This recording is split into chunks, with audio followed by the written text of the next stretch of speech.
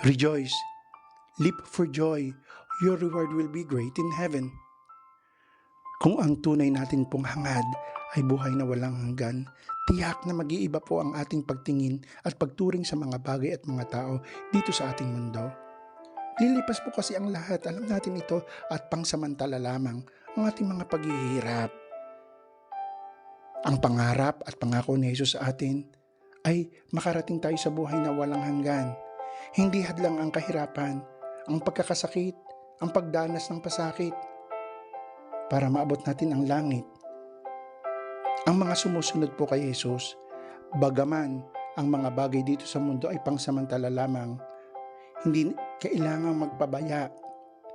Ang buhay dito sa mundo ay dapat ay may dangal. Kailangan tayong magtrabaho, kailangan nating magsumikap, hindi para unahin ang ating sarili, kundi ang iba. Ang buhay dito sa lupa ay paghahanda sa langit.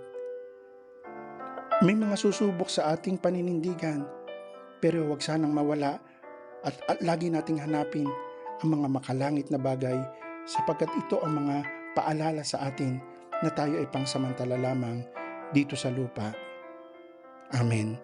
Mula po dito sa Krakow, Poland, kayo po ay aking binabasbasan sa ngalan ng Ama, ng Anak, at ng Espiritu Santo. Amen.